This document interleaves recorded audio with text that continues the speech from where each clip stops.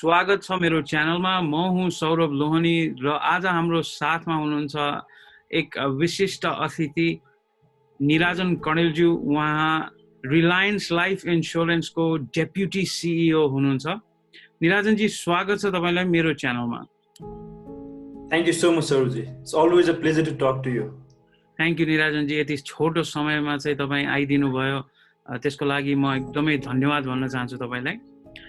निराजनजी, क्वेसनमा directly हामी छिरौँ र म पहिलो प्रश्न तपाईलाई सोध्न चाहन्छु। तपाईको करियर सुरु भएको कति समय भयो र करियरको थालनी कहाँबाट गर्नुभयो? So मेरो करियरको थालनी चाहिँ 2006 बाट बैंकिङ करियर स्टार्ट भयो। 2006 चाहिँ I start from Siddhartha bank limited. हजुर। र सिद्धार्थ बैंक लिमिटेडमा मैले धेरै समय चाहिँ काम गरिन, 6-7 महिना काम गरेँ। सिद्धार्थ बैंकमा काम गरिसकेपछि चाहिँ I got very good opportunity to work for Citizens Bank. ए हजुर। गर्दाखेरि चाहिँ सिटिजन्स बैंक चाहिँ सुरु नै भएको थिएन, भने मतलब फर्मली इनाग्रेसन पनि भएको थिएन। सुरुको स्टाफको हिसाबले चाहिँ हामीहरू थियौँ र सिटिजन्स बैंकमा चाहिँ मैले विभिन्न एरियाजहरूमा काम गरेँ। ब्रान्च बैंकिङदेखि लिएर कर्पोरेट बैंकिङ, त्यसपछि गएर अरू विभिन्न एरियाहरूमा काम गरेँ। लगभग 3.5 वर्ष चाहिँ सिद्धार्थ बैंकमा काम गरिसकेपछि म चाहिँ 2010 को बिगिनिङतिर स्ट्यान्डर्ड चार्टर्ड बैंक जोइन गरेँ। स्ट्यान्डर्ड चार्टर्ड बैंकमा चाहिँ लङ्गेस्ट भनौँ मेरो करियरको सबैभन्दा लामो बैंकिङ करियरको सबैभन्दा लामो समय लगभग 8 वर्ष स्ट्यान्डर्ड चार्टर्ड बैंकमा काम गरेँ। सो लगभग 12 वर्षको बैंकिङ जर्नी पछि चाहिँ मैले अब सो ह्यापन द्याट इन्सुरेन्स इन्डस्ट्रीमा चाहिँ ल्यान्ड भएँ। रिलायन्स लाइफ इन्सुरेन्स, त्यो पनि सुरुवाती दिनदेखि नै म रिलायन्स लाइफ इन्सुरेन्ससँग आबद्ध छु। So it's been more than 2.5 years, almost 3 years like Reliance लाइफमा चाहिँ म अहिले चाहिँ काम गरिरहेको छु। सो 14 वर्ष जतिको चाहिँ मेरो चाहिँ फाइनेन्सियल सर्भिसेसमा भनौँ न। सो इन्सुरेन्स इन्डस्ट्री पनि फाइनेन्सियल सर्भिसेसकै पार्ट भएको कारणले गर्दा ओभरअल फाइनेन्सियल सर्भिसेसमा चाहिँ I have been for almost 14 years plus. हजुर, 14 वर्ष। सो निराजनजी, यत्रो लामो करियरमा यो तपाईको कार्यकालमा सिक्नु भएको 3वटा बहुमूल्य पाठ के हुन सक्छ? सो मलाई चाहिँ के लाग्छ भने सौरभजी, अब यो सिक्न त धेरै कुराहरू सिकियो हैन, समयले सिकाउँदै जान्छ। तपाईले काम गर्दै जाँदा don't have any other option. तपाईले सिक्नु आफ्नो चाहिँ मिस्टेकबाट र आफ्नो चाहिँ सुपेरियर्सहरुबाट हैन, आफ्नो मेन्टरबाट भन्ने आई डोन्ट थिंक त्यो पाथमा हामी जानै सक्दैनौँ। तर 3वटामा न्यारो डाउन गर्नुपर्दा चाहिँ मलाई सबभन्दा महत्त्वपूर्ण लागेको भनेको चाहिँ इन्टेग्रिटी मलाई चाहिँ लाग्छ है। इन्टेग्रिटी तपाईको जतिसुकै क्वालिटिजहरु तपाईमा भए तापनि, no matter how good you are in your job भनौँ न, तपाईको टेक्निकल स्किल्स, सफ्ट स्किल्स, कुराहरू एकदमै राम्रो छ। तर तपाईको इन्टेग्रिटीमा चाहिँ तपाईको अलिकति कम्प्रोमाइज भइदियो भने सर्ट टर्ममा गएर तपाईले के अचिभ गर्न सक्नुहुन्छ हैन। सर्ट ड्युरेसनमा चाहिँ तपाईको स्पाइक देखिन सक्छ तपाईको परफर्मेन्समा, तपाईको ग्रोथमा। तर लङ रनमा गएर चाहिँ त्यसले गएर जहिले पनि त्यसलाई तपाईको करियरलाई चाहिँ सेटब्याक दिइरहेको हुन्छ। सो मेरो विचारमा सबभन्दा पहिलो कुरा हुन्छ इन्टेग्रिटी हो। र इन्टेग्रिटी भनेको चाहिँ it's the foundation for honesty. So you are honest to yourself. Outside वर्ल्डलाई भन्दाखेरि पनि तपाईले आफूलाई अनेस्ट हुन सक्नुभयो भने मात्र then you can be honest with others हैन। हामीले आफूले कुराहरू गरेर हुन्छौँ, आफूले आफूसँग संवाद गरेर हुन्छौँ। तपाईँले दिउँसभरि काम गरेर आइसकेपछि आज मेरो दिन कस्तो भयो, मैले के राम्रो गरेँ, के राम्रो गरिनँ, मैले यो काम चाहिँ गर्नु नहुन्थ्यो है, मैले चाहिँ यो मिस्टेक गरेँ, सो भोलिदेखि चाहिँ मैले यस्तो कुराहरू गर्दिनँ भन्ने किसिमको चाहिँ त्यो एउटा तपाईँले चाहिँ त्यो अनेस्टी बिल्ड गर्दै जानुभयो भनेदेखि चाहिँ त्यसले तपाईँको करियरमा चाहिँ एकदमै मद्दत गर्छ। त्यो एउटा चाहिँ मैले चाहिँ पाएँ, त्यो चाहिँ एकदमै इम्पोर्टेन्ट छ। No matter what kind of job you are doing, त्यो महत्त्वपूर्ण कुरा हो। र अर्को तपाईले आफूलाई विश्वास गर्नु पर्यो कि बिलिभ इन योरसेल्फ भन्छ नि। अब अरूले विश्वास गरेको कारणले तपाईको आफ्नो कन्फिडेन्स बुस्ट भइरहेछ भनेदेखि आई डोन्ट थिंक तपाईको परफर्मेन्स अथवा तपाईको करियर चाहिँ लङ रनमा गएर चाहिँ अगाडि बढ्छ जस्तो मलाई लाग्दैन। सो मलाई आज तपाईसँग कुरा भइरहेछ, सौरभजीले मलाई चाहिँ एकदमै राम्रो कुराहरू भन्नुभयो। Then I felt that I have something, उहाँले भनेपछि त पक्कै पनि होला नि भन्ने भन्दा पनि मैले आफूलाई विश्वास गर्नु चाहिँ एकदम जरुरी छ। That's what I think. किनभने यही समयमा चाहिँ हामीले चाहिँ अब यति धेरै चाहिँ स्ट्रगलहरू गर्नु परिरहेको हुन्छ, तपाईको चाहिँ सेटब्याक्सहरू आइरहेको हुन्छ। तैपनि त्यो बेलामा पनि तपाईले आफूलाई विश्वास गरेर चाहिँ आई क्यान डु इट भन्ने एटिट्युड हैन, आफ्नो फेलियरसँग लर्न गरेर तपाईले अगाडि बढ्नु भयो भने त्यसले हेल्प गर्छ जस्तो मलाई लाग्छ। र अब आफूलाई विश्वास गर्ने भन्ने बित्तिकै फेरि त्यो ओभर कन्फिडेन्स पनि भन्न खोजेन मैले। तर राइट वेमा चाहिँ तपाईँले आफूलाई विश्वास गर्नु पर्यो र मैले जुन गोल अचिभ गर्नलाई चाहिँ मैले खोजिरहेको छु त्यो चाहिँ मैले गर्न सक्छु भन्ने कन्फिडेन्स लिनु पर्यो। तर त्यसको साथसाथ तपाईँले आफ्नो सिनियरसँग सिक्ने, आफ्नो मेन्टर्सहरूसँग चाहिँ सिक्नेदेखि लिएर आफ्नो जुनियर्सहरूसँग पनि धेरै कुराहरू सिक्न सक्छौँ। त्यो कुराहरूलाई पनि हामीले चाहिँ विचार गर्नु एकदमै जरुरी छ। अब तेस्रो चाहिँ मैले तपाईँले भन्नुपर्दाखेरि हामीहरू लाइफमा चाहिँ रिस्क लिँदैनौँ कि, मलाई त्यस्तो लाग्छ है। अब मलाई नै मेरो पर्सनल कुरा गर्दाखेरि चाहिँ म स्ट्यान्डर्ड चार्टर्ड ब्याङ्कमा एकदमै कोजी इन्भाइरोमेन्टमा काम गरिरहेको थिएँ। हप्ताको 2 दिन बिदा तपाईँको त्यो सो कल्ड जब सेक्युरिटी भन्छ नि, I don't really believe in job security. As long as you can work, your job is secured no matter where you work. तर तपाईँ काम गर्न सक्नुहुन्न भने जहाँसुकै काम गरे पनि there is no job security. तर हाम्रो सोसाइटल जुन चाहिँ यो माइन्ड भनौँ न, एउटा चाहिँ थट प्रोसेस छ नि, तपाईँ एउटा राम्रो अर्गनाइजेसनमा काम गरिरहनु भएको छ, तपाईँको जब सेक्युरिटी छ भन्ने किसिमको एउटा चाहिँ साइलो चाहिँ छँदै नै छ। त्यो बेलामा चाहिँ मलाई अब स्ट्यान्डर्ड चार्टर्ड ब्याङ्क छोडेर त्यो पनि one of the best employers भनौँ न नेपालको कन्टेक्स्टमा लाइफ इन्सुरेन्स कम्पनीमा, त्यो पनि अब इनागुरेसन उद्घाटन पनि भएको छैन होइन। धेरै मान्छेहरूले चाहिँ मलाई चाहिँ यस्तो गर्नुहुन्न पनि भन्नुभएको छ। तर मलाई चाहिँ के लाग्यो भने तपाईँले क्यालकुलेटेड रिस्क लिनु पऱ्यो कि। तपाईँ 5 फिटबाट जम्प गर्दाखेरि you know that you'll not break your legs. तर तपाईँले 15-20 फिटबाट जम्प गर्नुभयो भने त तपाईँले आफ्नो खुट्टा भाँच्न सक्नुहुन्छ। त्यो क्यालकुलेटेड भने त्यस्तो लाग्छ मलाई। केही गर्न एउटा चाहिँ त्यो फायर इन द बेली भन्छ नि, त्यो तपाईँलाई केही गर्नु छ भनेदेखि चाहिँ I think you have to take risk. Risk चाहिँ लिनु, तर रिस्क लिनु भनेको सबभन्दा ठुलो रिस्क हो जस्तो लाग्छ कि मलाई। एब्सोल्युटली एब्सोल्युटली या सो 3टा कुरामा न्यारो डाउन गर्नुपर्दा देयर आर मेनी, तर I think integrity is very important and then you have to believe in yourself, otherwise nobody will believe in you and then you also to take calculated risk so that you can leave from one place to another and you can reach towards your destination. That's what I think. Absolutely Nirajanji. एउटा अर्को कुरा तपाईँलाई सोधौँ भन्ने लागिरहेको छ। यो अक्सर यो अहिलेको नयाँ पुस्ता वा युवा पिँढीले चाहिँ के भन्ने गरेको छ भने पहिला आजको भन्दा धेरै सजिलो थियो, न कम्पिटिसन र परिस्थितिहरू पनि सहज थिए भनेर भन्ने गर्छन्। के यो साँचो हो? तपाईँले करियर सुरु गर्दा एकदम सहज परिस्थितिमा सुरु गर्नु भएको हो त? के भन्नुहुन्छ यो विषयमा?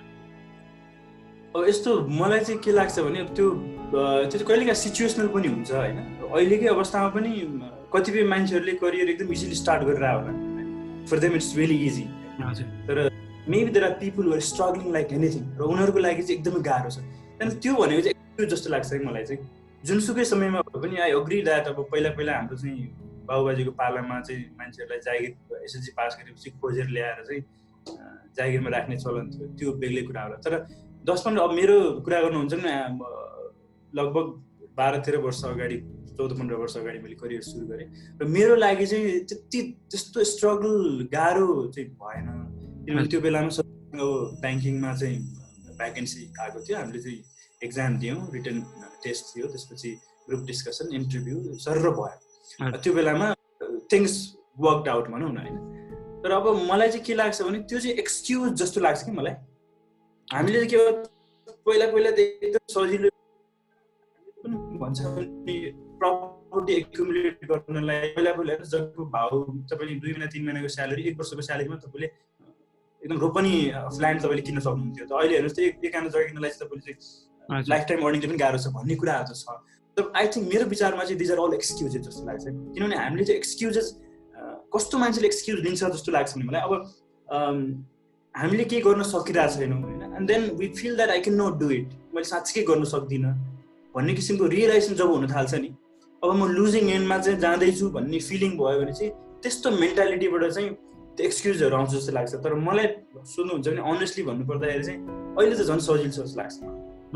एन्टरप्रेन्योर्सहरूको चाहिँ जुन बाढी आएको छ अहिले, पहिला तपाईँ क्यान यु इमेजिन 30-40 वर्ष अगाडि चाहिँ एउटा फ्रेस एन्टरप्रेन्योर्स आएर 1 वर्षमा चाहिँ त्यो मल्टी मिलियनियर हुन सक्ने भन्ने वाज इट पोसिबल थिएन नि, किनभने तपाईँको चाहिँ त्यो एज भनेको इन्फर्मेसन टेक्नोलोजीको एज थिएन। यु रियली निड टु हुन्छ नि एकदमै मेहनत र एउटा चाहिँ तपाईँको कम्पनी इस्टाब्लिस गराउनलाई पनि त्यो लेग्यासीदेखि लिएर 20औं वर्षपछि एउटा चाहिँ स्टेचरमा आउने थियो भने अहिलेको एजमा चाहिँ हेर्नुहोस् 2-4 वर्षमै यो टेक्नोलोजीको चाहिँ जुन कारणले गर्दाखेरि so many entrepreneurs they are doing like anything होइन। त्यहाँ अब बोथ साइड्स छ कि, बोथ साइड्स छ। त्यस कारण मलाई चाहिँ लाग्दैन कि पहिला एकदम इजी थियो, अहिले चाहिँ एकदम टफ छ। I don't believe in that. Excellent Nirajanji. अब हाम्रो लगभग कार्यक्रमको अन्त्यतिर आइसकेको छौँ। केवल 2टा प्रश्न मात्र बाँकी छन्। मेरो सेकेन्ड लास्ट क्वेसन तपाईँलाई, यो समयमा या समयको माग अनुसार आफूलाई अपडेट राख्नको निम्ति के गर्नुभएको छ निराजनजीले? सबभन्दा पहिलो कुरा भनेको चाहिँ मलाई चाहिँ के लाग्छ भने आफूले आफूलाई अपडेट राख्नुको लागि it's a continuous learning process life भनेको। र हामीले चाहिँ एकाडेमिक्स जुन फर्मल एजुकेसन जब सकिन्छ नि, त्यो फर्मल एजुकेसन हामीले एसएलसी +2 मास्टर्स ब्याचलर्स पढ्दाखेरि चाहिँ हो यो पढाइ कहिले सकिएला होइन, यो पढाइसकेपछि आनन्द हुन्थ्यो, एउटा लाइफलाई सेट गरेर अगाडि लानु पाइन्थ्यो भन्ने किसिमको सोचाइ आउँछ। तर मलाई चाहिँ के रियलाइज भयो भने तपाईँको फर्मल एजुकेसन सकिएपछि चाहिँ एक्चुअल तपाईँको एजुकेसन चाहिँ स्टार्ट हुन्छ जस्तो लाग्छ मलाई। सो लर्निङ भनेको चाहिँ एउटा कन्टिन्युअस प्रोसेस होइन, कन्टिन्युअस प्रोसेस हो।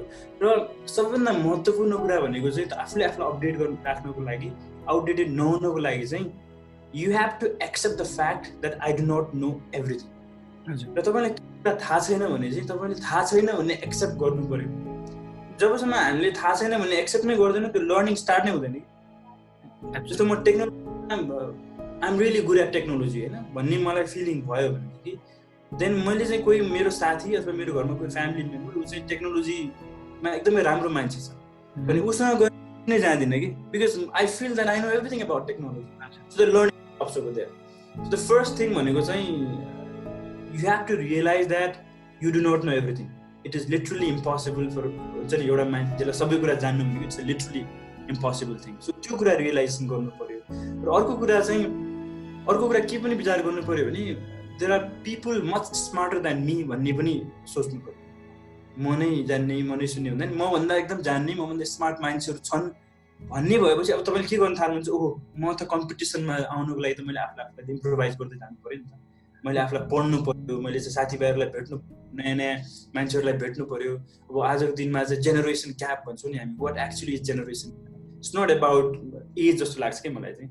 जेनेरेसन ग्याप भनेको तपाईँको 10 वर्ष कान्छो भाइ अथवा कजन कोही छ र तपाईँ र उसको कुरा गर्दाखेरि चाहिँ उसले के कुरा गरिरहेको छ तपाईँले बुझ्नै भएन भने that is generation gap, that's what I think. तर त्यो मान्छेसँग if you can get along with that person and try to understand perspective भनौँ न, त्यसपछि त्यो सुन्ने बानी बसाल्नु भयो भने त्यो जेनेरेसन ग्याप त घट्दै जाने भयो नि त। त्यसै continuous learning is very important. र त्यसको लागि चाहिँ अब अलिकति आफूले मेहनत गर्नुपर्ने कुरा भनेको चाहिँ मलाई के लाग्छ भने अहिले इन्फर्मेसनहरू चाहिँ एकदम एभाइलेबल छ। तपाईँले चाहिँ अब इन्टरनेटबाट पनि हेर्न सक्नुहुन्छ, किताब पढ्नेदेखि लिएर यो चाहिँ साथीभाइहरू नयाँ नयाँ साथीभाइहरूसँग भेट्ने। र अर्को त्यो तपाईँले हाम्रो अलिकति यो कर्पोरेट वर्ल्डमा चाहिँ कस्तो पनि मैले पाएको छु भने जो मान्छे चाहिँ यो कर्पोरेट ल्याडर चढ्दै जति माथि गइसकेपछि उसले आफूलाई एउटा लेभलमा पाइसकेको छ र उसले चाहिँ त्यो जमातलाई एक्सेसै दिँदैन कि, you know what I am trying to say. किन दिँदैन? I do not believe, I don't belong to that group भन्ने किसिमको उसलाई चाहिँ त्यो फल्स इल्युजन क्रिएट हुँदै जान्छ। तर तपाईँले जमातसँग नै सिक्न सक्नुहुन्छ कि। सो मैले चाहिँ के गर्छु भन्दाखेरि मैले लिङ्कडिनमा धेरै यङ्गस्टर्सहरूले मलाई फलो गर्नुहुन्छ एन्ड उहाँले भन्नुहुन्छ भेटौँ न एकचोटि भन्नुहुन्छ, मैले चाहिँ विदाउट थिङ्किङ हुन्छ भन्छु कि नो हाउ बिजी आए उहाँहरूसँग भेट्छु र उहाँसँग भेटेर every I meet with them I learn something new के। सो त्यो कुराहरूलाई चाहिँ हामीले चाहिँ लिँदै गयो भने र कन्टिन्युअसली चाहिँ एउटा चाहिँ लर्न गर्नुपर्छ भन्ने एटिट्युड राख्यो भने I think you can be updated person. Nirajanji, हामी हाम्रो यो अन्तर्वार्ताको एकदमै अन्त्यमा छौँ र जाँदै आजको युवा पुस्तालाई वा सबैलाई जसले यो अन्तर्वार्ता हेर्दै हुनुहुन्छ उहाँहरूलाई तपाईँले के सन्देश दिन चाहनुहुन्छ? आई थिङ्क यङ जेनेरेसन्स भनेको त हामीहरूभन्दा धेरै स्मार्ट हुनुहुन्छ होइन, उहाँहरूलाई हामीहरूभन्दा धेरै कुराहरू थाहा छ। तर मेरो एक्सपिरियन्सले चाहिँ मैले के कुराहरू भन्न चाहेँ भने चाहिँ I think we have to, अब हामीले चाहिँ अलिकति बिगर पिक्चर हेर्न थाल्नुपर्छ होला कि। हामी नेपाल हुन्छ नि, जहिले पनि हामी चाहिँ एउटा चाहिँ नेपाल भन्ने बित्तिकै एउटा ब्रान्ड जुन चाहिँ क्यारी गर्छौँ हामी, wherever we go we carry the brand Nepal भनेपछि। सो त्यो ब्रान्डलाई कसले बनाएको भन्दा हामीले नै बनाएको हो। अब पोलिटिकल लिडर्सहरूलाई हामीले चाहिँ खालि पोइन्ट गरेर हुन्छ, त्योभन्दा पनि हाम्रो पार्टबाट गर्नुपर्ने कुराहरूमा चाहिँ हामीले फोकस गर्नुपर्छ जस्तो लाग्छ। It sounds like beet philosophical but I think सबै यङ्गस्टर्सहरूले चाहिँ यो कुरा सोच्नु एकदमै जरुरी छ कि हामी जुन ठाउँमा बसिरहेको छौँ त्यो ठाउँबाट चाहिँ हामीले एकदमै डुइङ द राइट थिङ भन्छ नि, त्यो कुराहरूलाई चाहिँ हामीले फोकस गर्नु पर्यो। इन्टेग्रिटी भन्ने कुरा चाहिँ एकदमै महत्त्वपूर्ण कुरा हो। तपाईँ अनेस्ट हुनु भएन, तपाईँले चाहिँ वाट इज रङ र वाट इज राइट भन्ने कुरामा चाहिँ छुटाउन सक्नु भएन। त्यो रङ कुनै कुरालाई चाहिँ रङलाई पनि चाहिँ दिस इज राइट भन्ने किसिमको चाहिँ तपाईँले एटिच्युड लिएर चाहिँ अगाडि बढ्नुभयो भने त्यसले पनि फाइदा गर्दैन। र अर्को चाहिँ हामीले यो अल्टरनेटिभ्सहरू पनि हेर्न सक्नु पऱ्यो कि हामीहरूको बानी के छ भने सबै जस्तो नेपालीहरू अहिले हेर्नुहोस् न, कति नेपालीहरू खाडी मुलुकमा गएर बस्नु भएको छ। उहाँहरूले चाहिँ रेमिटेन्स पठाइदिएको कारणले गर्दा आज हामी चाहिँ भनौँ न एकदमै फ्यान्सी लुगा लगाएर गाडी चढेर हिँड्न सकिरहेको छौँ, because they are the source basically. तर हामीले अल्टरनेटिभ हेर्दैनौँ कि हामी जहिले पनि इजी सोध्छौँ। त्यो इजी पाथ भनेको चाहिँ eventually it becomes the toughest one. हामी यहाँ बसेर मेहनत गर्नु पऱ्यो सुरुमा। अब सुरुमा चाहिँ तपाईँको जाने बित्तिकै 40,000को स्यालेरी नपाउने भयो। तपाईँको कृषि छ भने कृषिमा धेरै मेहनत गर्नु पर्ला होइन। तपाईँले त्यो एउटा लेभलमा पुग्नुलाई त समय लाग्ला। अब यो कहाँ गरिरहने, बरु सिधै गयो 40-50,000 रुपियाँ चाहिँ हाम्रो तलब आउँछ, विच इज लाइक तपाईँको यु नेभर इमेजिन द्याट हुन्छ नि। तपाईँको एकदमै त्यो क्विक बाटोहरू चाहिँ हामी खोज्छौँ र हामी अल्टरनेटिभ्सहरू हेर्दैनौँ कि हामीले चाहिँ कुनै पनि काम गर्दाखेरि I think there is always better alternative. So 2-4वटा अल्टरनेटिभहरूलाई चाहिँ एनालाइज गरेर र आफूभन्दा जान्ने मान्छेहरूसँग सोधेर उहाँहरूको राय लिएर हामीले चाहिँ अगाडि बढ्न सक्यो भने आई थिङ्क हामीले होल नेपाललाई नै एउटा चाहिँ डिफ्रेन्ट नेसनको रूपमा चाहिँ हामी चिनाउन सक्छौँ जस्तो लाग्छ मलाई। र अर्को चाहिँ ओपन माइन्ड हुनु पनि एकदम जरुरी छ। जबसम्म हामी ओपन माइन्डेड हुँदैनौँ, हाम्रो चाहिँ सिनियर्सहरूको कुरा सुन्दैनौँ, आफूभन्दा जाने बुझेको मान्छेहरूलाई राम्रोसँग सुन्दैनौँ, उहाँहरूले भनेको कुरालाई चाहिँ एकदम मनन गरेर त्यो कुराहरूलाई चाहिँ एनालिसिस गरेर जबसम्म चाहिँ अगाडि बढ्दैनौँ तबसम्म चाहिँ केही पनि हुँदैन जस्तो लाग्छ मलाई।